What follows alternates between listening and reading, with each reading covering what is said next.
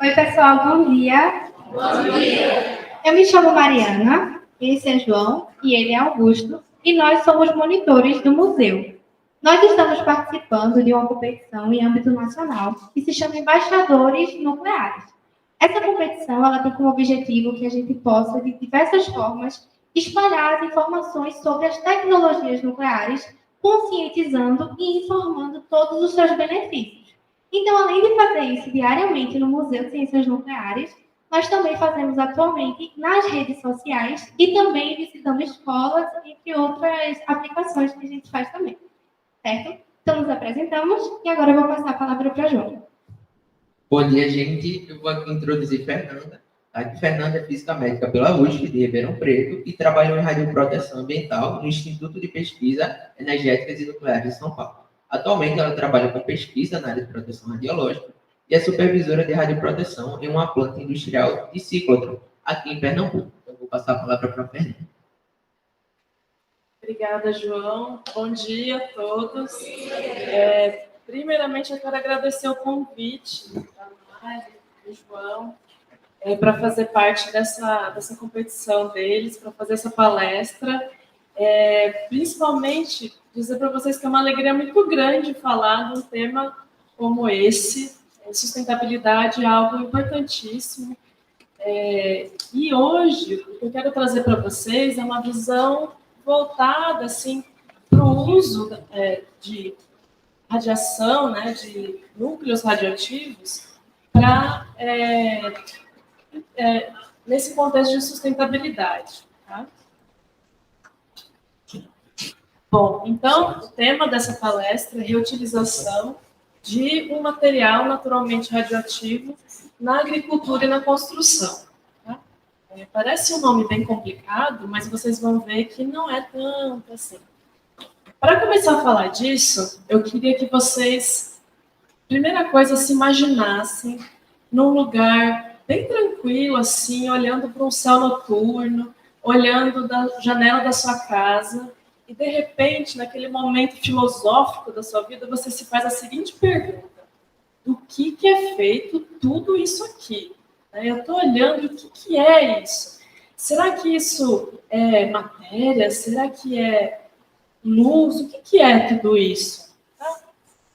Então, se eu quisesse tentar classificar as coisas, eu poderia dizer que o universo todo, ele pode ter duas grandes classificações. A gente tem matéria, que são aqueles componentes do universo que têm massa, que tem carga elétrica, que tem spin, tá? São coisas que ocupam um lugar no espaço, tem volume, tá? Isso é matéria, tudo que a gente consegue mensurar também, tá?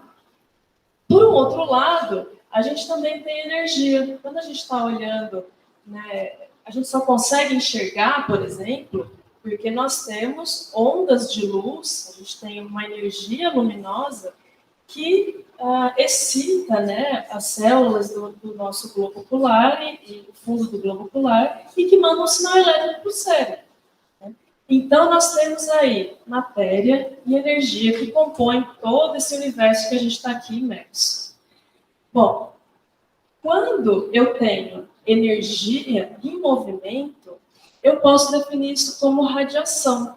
Então, radiação nada mais é do que essa energia em movimento. E radiação, ela é feita, né, esse transporte de energia, ele pode ser dado tanto por partículas, então, por algo que tem massa, que tem carga elétrica, que tem spin, como também por uma onda, tá? Que a gente chama de onda eletromagnética. Partículas que carregam energia, ou radiação que carrega energia em forma de massa, podem ser partículas com carga elétrica positiva, partículas com carga elétrica negativa e partículas que são eletricamente neutras. Tá? Essas partículas elas são encontradas no núcleo do átomo. Então, eu vou mostrar para vocês daqui a pouco um desenho que vai dar para a gente enxergar. Então, esses são os tipos de radiação de partículas, tá? Por outro lado, a gente também tem aquelas que são feitas por ondas, que a gente chama, então, de onda eletromagnética. E de onde vêm essas ondas eletromagnéticas? Tá? Qual é a origem delas? As ondas eletromagnéticas, elas estão por todo o universo. A gente está aqui numa grande sopa de radiação eletromagnética. Então, quando a gente pensa numa onda de rádio, é uma onda eletromagnética. Quando a gente vai fazer um exame de raio-x, também é uma onda eletromagnética. E entre essas duas ondas, a gente tem várias outras. Tem luz visível, tem o micro-ondas que a gente usa para aquecer o alimento, tem aquelas ondas que a gente usa para ver temperatura. Então, todas elas compõem o que a gente chama de espectro eletromagnético, é um mapa dessas radiações em forma de energia, em forma de onda. Tá? E, por outro lado, a gente também tem aquelas partículas que carregam energia, que são as partículas nucleares, que estão lá dentro do átomo, dentro do núcleo do átomo. Tá? Então, você tem aqui um desenho de um átomo, todo bonitinho aqui, e lá dentro do núcleo do átomo você tem partículas positivas e partículas eletricamente neutras. Bom, esse núcleo do átomo, muitas vezes, a maioria dos núcleos, né, eles têm uma composição estável, mas muitas vezes esses núcleos eles podem ter um excesso de partículas ou um excesso de energia que força eles a uma condição de tentar atingir uma estabilidade. Então, nesses momentos, a gente fala que o núcleo ele se torna instável, ele está ali numa configuração que não é estável para ele. Ele vai buscar uma configuração mais tranquila, emitindo ou partículas ou ondas. Tá? Quando o núcleo ele emite partículas, a gente tem algumas que são do nosso interesse. A gente tem partículas pesadas, como, por exemplo, radiação alfa. Radiação alfa, ela é composta por 4 partículas. Ela é super pesada. Ela tem muita carga elétrica. A gente também tem outras partículas mais leves, como, por exemplo, a partícula beta. Então, são partículas mais leves, têm uma carga elétrica menor. E, às vezes, a gente tem a emissão de energia. Né? A gente, muitas vezes, após um núcleo emitir uma partícula, ele ainda não está numa configuração muito estável. Então, mas ele não tem partícula a mais, ele tem um excesso de energia. Então, o que ele faz? Ele emite radiação, que a gente chama de radiação gama. É idêntica ao raio-x daquele que a gente conhece. Porém, ele sai do núcleo do átomo. Tá? Por que eu estou falando de tudo isso? Porque agora eu quero falar para vocês um pouco sobre um material que existe na natureza e que ele emite todas essas partículas, emite essas ondas e que a gente está imerso aqui, a gente recebe energia e partículas o tempo todo, tá? Que é o fosfogesso. Então, eu quero falar hoje um pouco do fosfogesso. O conhecimento que eu tenho,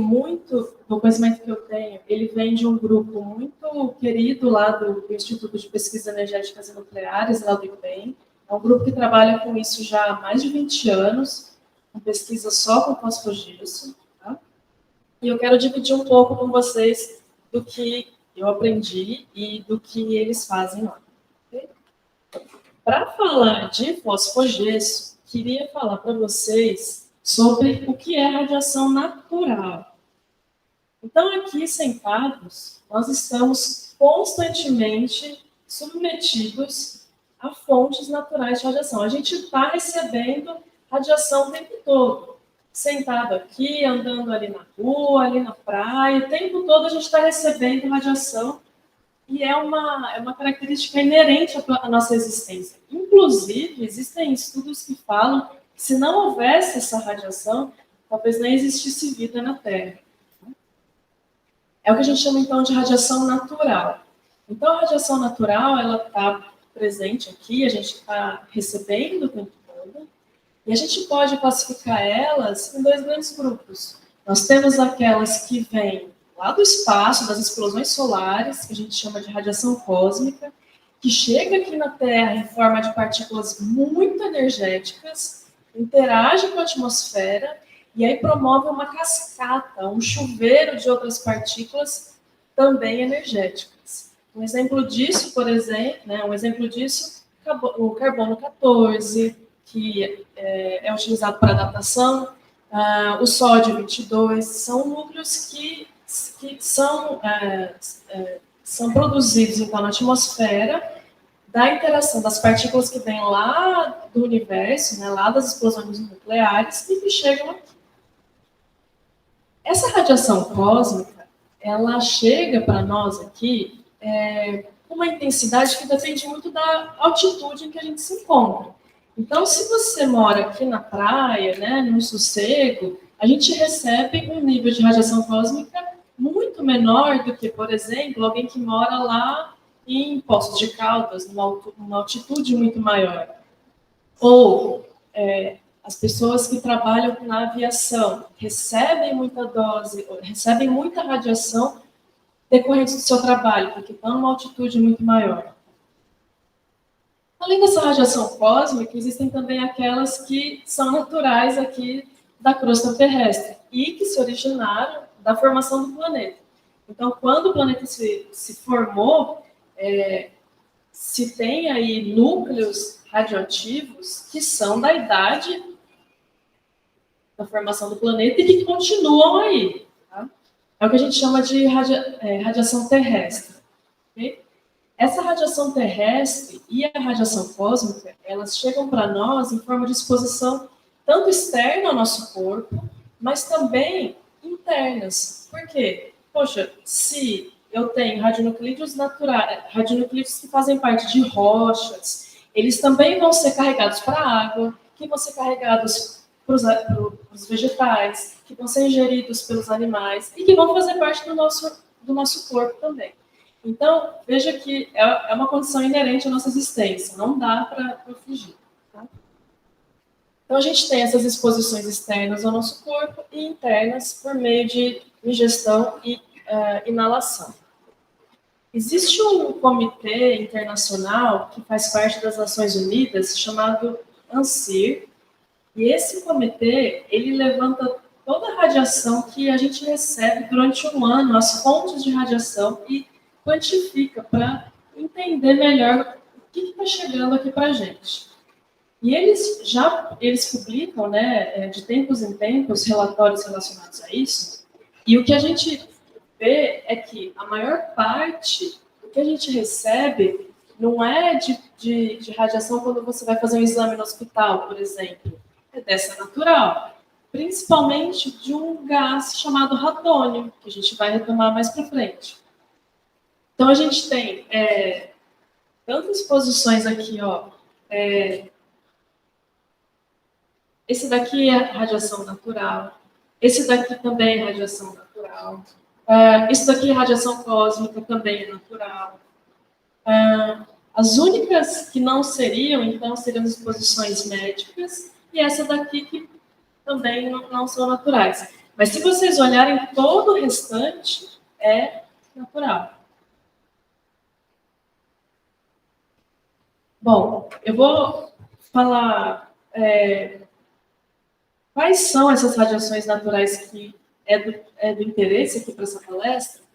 Então, quando a gente fala de radiação terrestre, que é essa que faz parte da crosta terrestre, que a gente está submetido, nós temos 3 núcleos radioativos que formam séries, que são o urânio 238, o urânio 235 e o tório 232. Eles são núcleos que têm a idade da formação do planeta. Então, o universo tem uma estimativa a idade do universo, de 14 bilhões de anos. Esses núcleos têm aí por volta de 9, 10 bilhões de anos. Então, veja que eles ainda estão por aí. Então, a gente tem o tório 232 aqui, o urânio 238 e o urânio 235. Tá? Aqui está toda a cadeia deles, então, eles dão origem a núcleos diferentes, então vão ter momentos que vão ter gases, outros momentos que terão metais, se vocês repararem aqui, e são essas séries radioativas que compõem a nossa crosta terrestre. Bom, esses materiais, eles estão presentes, então, no nosso planeta, e algumas atividades humanas, elas promovem o aumento da concentração desses núcleos. Tá? Por exemplo, atividades de mineração, atividades de queima de combustível fóssil, produção de gás natural, todas essas práticas, todas essas atividades, elas fazem com que o que era uma concentração passe a ser uma concentração maior. E esse é um tipo de material que a gente vai chamar agora de material norme, que é materiais radioativos de ocorrência natural. Tá? Por que esses materiais norme, eles são alvo da proteção radiológica? Porque eles têm, eles estão dizendo para a gente sobre radionuclídeos de meias-vidas muito longas. Radionuclídeos que estão aí, que vão ficar por muitos anos. Então, materiais normes são alvo mundial, tá, de estudo.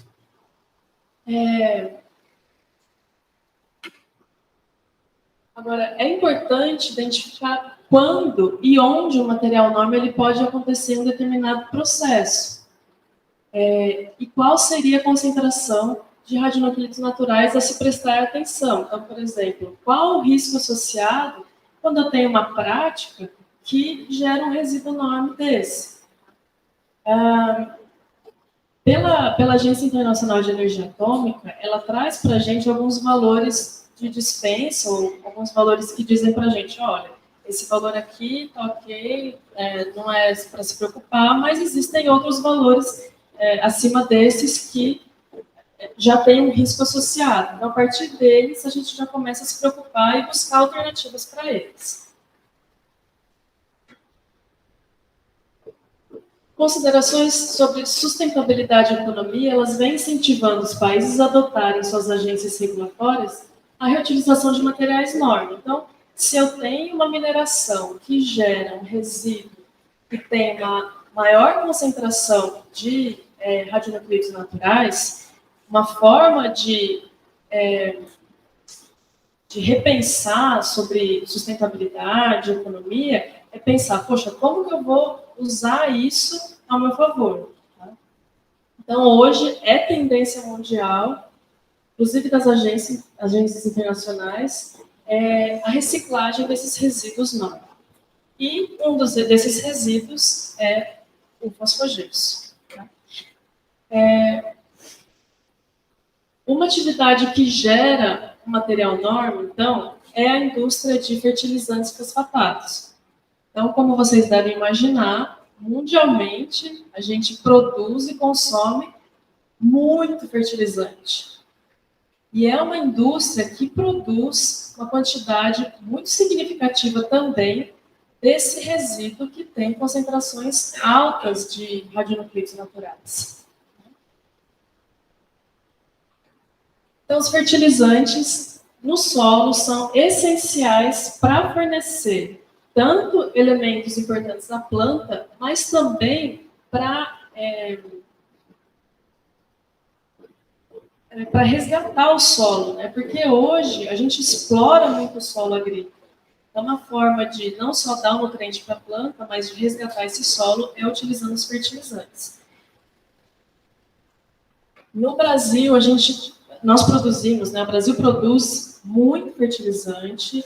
Então, a gente tem várias minerações aí de fertilizante, várias minas, né, de rocha fosfática. Esse mapa aqui mostra para a gente as minas que estão em operação hoje no Brasil, de rocha fosfática, e a partir dessa rocha que se retira tanto o ácido fosfórico e que no final gera o fosfogesso. E existem outras minerações que ainda estão em processo, que vão entrar em operação, né? Então, para que vocês tenham uma ideia de que no Brasil se produz, se tem muitas indústrias, você tem muitas minas que vão retirar esse fosfato, que vão processar e, consequentemente, vão produzir um material que tem uma concentração significativa de radionuclídeos. Na produção de fertilizante, como é que se faz? Como é que se dá origem ao fertilizante? A gente deu a rocha fosfática, o concentrado de rocha fosfática, um tipo de produção, que a gente chama de produção de ataque úmido, é você fazer o ataque dessa rocha com ácido sulfúrico, e no processo de filtração já tem origem um resíduo. Esse resíduo é que a gente chama de fosfogesso. Quando eu olho para esse fosfogesso, é quando a gente começa a se preocupar um pouco do que está acontecendo. Por quê? O fosfogesso ele tem lá na sua composição concentrações de rádio, concentrações de urânio, concentrações de polônio, de chumbo.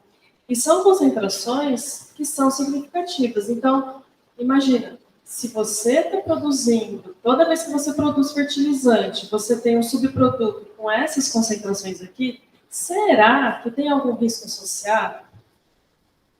Então, hoje, vários grupos vêm estudando, então, as concentrações desses radionuclídeos nos fertilizantes e também no fosfogesso, e eles verificam que essa concentração, ela, como se faz, né, para reutilizar esse fosfogesso de uma forma para que ele não fique ali no meio ambiente. Porque uma vez que ele é produzido, o fosfogesso, ele é armazenado em pilhas. Aí você pensa assim, é uma pilha ali. Mas são pilhas que você conseguiria andar com um carro ou um caminhão em cima. São pilhas muito grandes. Tá? Então, tem aí uma produção muito grande. Essa aqui é uma foto do Google Earth de duas plantas, tá, de fertilizantes, uma localizada em Cubatão e outra em Uberaba. Então, aqui, pessoal, tudo isso daqui, ó, é fosfogesso. Aqui também. Ele fica a céu aberto ali no meio ambiente. Esse fosfogesso ele pode ser absorvido pelo solo, ele pode ser levado pelo vento, porque é um pó, né, um gesso. Tá? Se você tem plantações em volta, as plantas podem absorver. Então, é interessante e é importante a gente analisar esse tipo de material. Tá?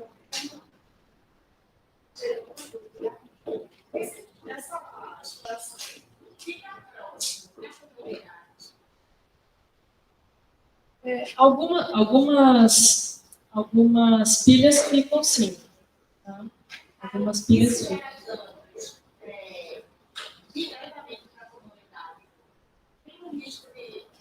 Tem alguma doença que aparece mais nessa comunidade por conta desse estado de governo?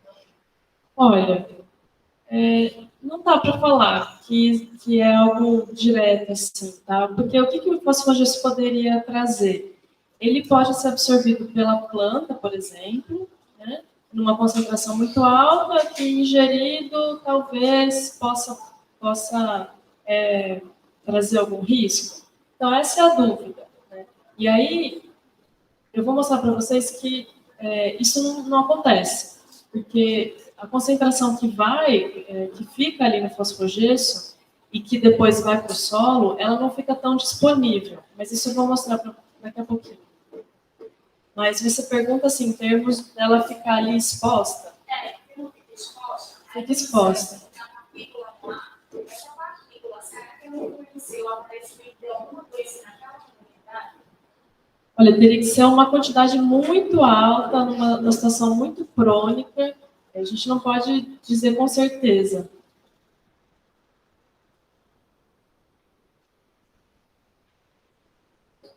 Bom, E qual que é essa quantidade? Porque eu mostrei pilhas para vocês, né? Então, qual é essa quantidade? Mundialmente são produzidos 280, bilhões de toneladas de fosfogesso por ano, onde apenas 15% é reciclado. Tá? Desses 280 bilhões, só o Brasil produz 6 bilhões, para que vocês tenham uma ideia da quantidade de material que é produzido anualmente. Tá? Mas esse fosfogesso, até agora eu só detonei o pobre do fosfogesso, né? Mas é um material que ele pode ser extremamente útil, por exemplo, na agricultura. Então, na agricultura, a gente pode usar ele como condicionante de solo, a gente pode utilizar, vou mostrar daqui a pouco. Ou a gente também pode usar esse fosfogesso, porque ele é um gesso, para montar um bloco que vai para uma construção, para placas que pode ser utilizada para construção. Então, no primeiro uso, o fosfogesso na agricultura, existe um estudo muito bom do professor Witt, lá da Exalc de Piracicaba, que ele traz o uso do gesso, né, em sistemas de produção agrícola, e ele mostra que o gesso, o fosfogesso também, ele pode ser utilizado como condicionante de solo, ele pode reduzir salinidade, ele tem o efeito fertilizante, como a gente sabe, porque ele tem na sua composição o enxofre e o cálcio. Ele faz a correção de solos, então, para solos ácidos. Ele é preventivo de enfermidades de plantas, entre outros. Ou seja, tudo bem que o fosfogesso tenha uma quantidade de radionucleidos, mas ele também pode ser muito útil.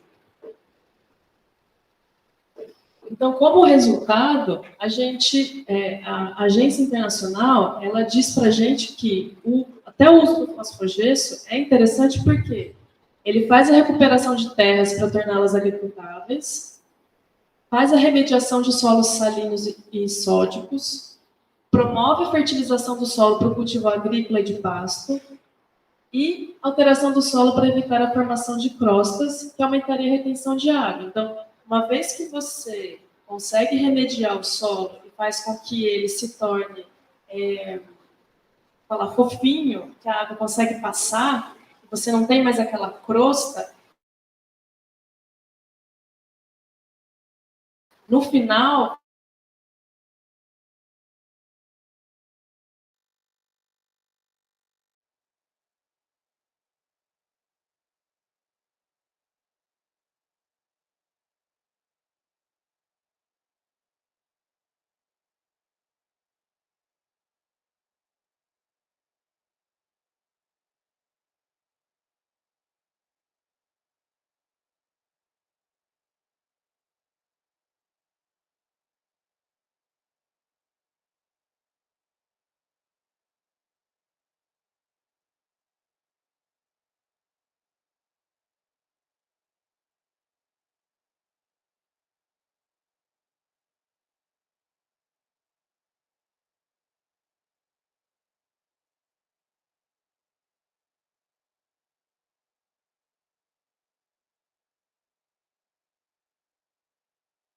iguais.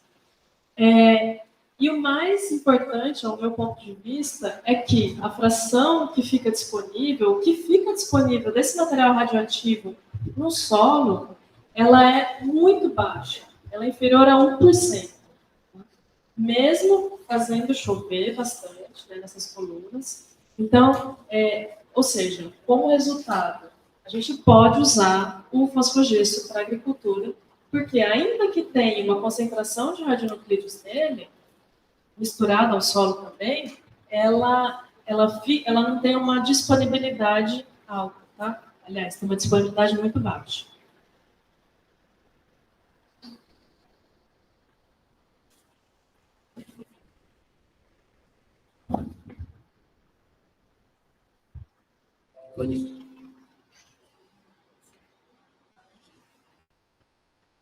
Um segundo uso, então, do fosfogesso, se não for na agricultura, poderia ser na construção civil.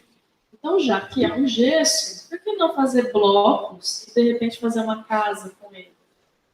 Então, um outro estudo também do mesmo grupo explorou esse material como material de construção, fez placas, fez blocos de construção, inclusive construiu uma casa modelo para ver como é que se comporta, então, esse material como material de construção, mas também o que acontece com os radionuclídeos quando incorporados. Né? Também tem um outro estudo super interessante, né, do professor Ricardo, que também construiu uma casa. Então, para vocês terem uma ideia aqui, é um material que é resistente, é um material que é super passível de ser utilizado para construção civil. Agora, vamos olhar para a parte radiológica da coisa. Bom,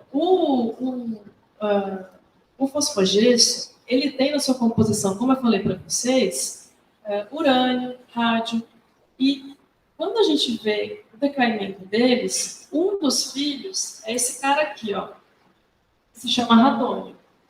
Tá? O radônio, ele é um gás radioativo, ele é um gás nobre e radioativo. E por que eu estou falando dele? Porque, bom, se eu tenho um material de construção que está emitindo um gás radioativo, o que vocês acham que vai acontecer quando eu construir uma casa? Esse gás ele vai ficar confinado dentro da casa. E quem estiver dentro da casa vai inalar esse gás. Tá? Então, essa é uma das principais preocupações. Principalmente lembrando vocês daquele gráfico que eu mostrei lá atrás, que a maior parte de radiação que a gente recebe é do radônio. Aqui, ó. 43% do que a gente recebe anualmente é do gás radônio. Tá? Bom, se o radônio está presente, então, no ar, ele... se ele está presente no urânio, né, se o urânio ele faz parte do decaimento do urânio, ele vai estar presente, então, nos solos, na água e no ar também. Nos materiais de construção, já que eu vou usar materiais naturais para fazer material de construção. E aí, a quantidade de radônio que o material vai emitir vai depender da rocha bruta. Então, por exemplo, tem alguns granitos que emitem uma quantidade de radônio muito alta e que não poderiam ser utilizadas dentro das casas, por exemplo. Tá? Então, depende muito do material. E esse radônio, ele vai promover tanto exposições internas ao nosso corpo, né, porque a gente vai inalar, mas também externas, porque uma das formas de decaimento, né, mais a seguir, também é emitindo radiação gama. Tá? Cerca de 14% do fosfogesso produzido mundialmente é reprocessado como material de construção. Então, veja que tem uma janela aí de abertura que poderia ser reutilizado bem importante. Finalmente, eu queria mostrar um estudo que, na verdade, é um estudo desse grupo, né, de São Paulo, que vem há 20 anos fazendo essas avaliações em cima do fosfogesso como material de construção, e eles publicaram em 2020 um artigo em que eles trazem todo um histórico, né, do que eles encontraram até hoje. Tá? E aí, o que eles já fizeram? Então, eles já construíram blocos, esses blocos, eles viram quanto que emana de radiação, eles já confinaram esse bloco, já utilizaram detectores que medem a quantidade de radiação se tiver, né, confinado, já construíram uma casa. Então, essa aqui é uma casa experimental que eles fizeram. Então, no final, eles viram que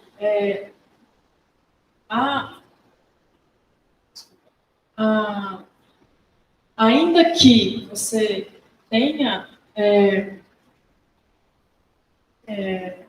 os radionuclídeos presentes, né, no material de construção, uma vez que você faz uma regulação, você tem um estudo por trás disso, ele pode ser utilizado como material, né, para construção de casas.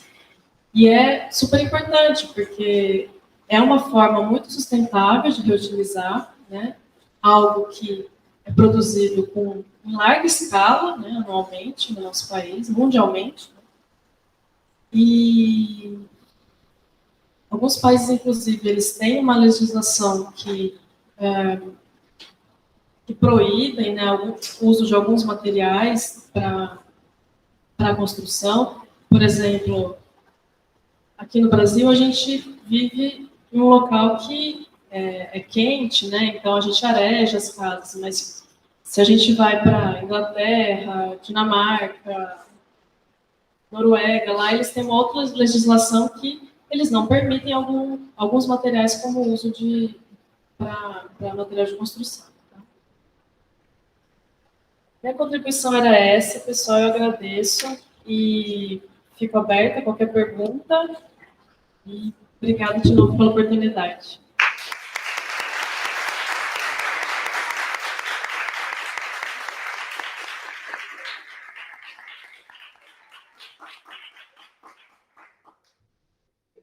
Muito. Tem uma pergunta aqui no YouTube. Cheguei um pouco depois do início da apresentação e fiquei um pouco perdida. O fosfogesso é resíduo de algum processo? Quais seriam os objetivos desse trabalho? Não, excelente, né? Excelente. O fosfogesso ele é resíduo da indústria de fertilizantes, então ele é subproduto.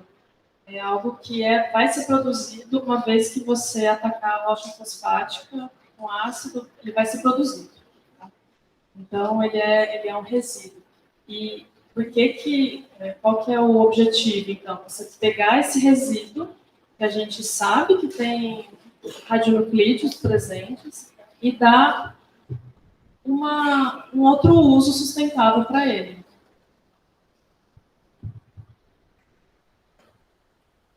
Bom, Fernanda, eu te agradeço pela palestra, foi muito boa, certo? E essa é uma ótima forma da gente estar aqui demonstrando a importância do museu e desses assuntos aqui no Museu de Ciências Nucleares, né? O objetivo principal dessa palestra e desse evento é a gente estar aqui participando da 21ª Semana de Museu, certo? E em participação com o Museu de Ciências Nucleares, em que a gente traz todas essas técnicas, mas lá a gente não tem falando sobre esse estudo tão legal que Fernanda participa. Então, obrigada. E agora a gente vai retornar para o museu para ver mais algumas coisas lá, certo?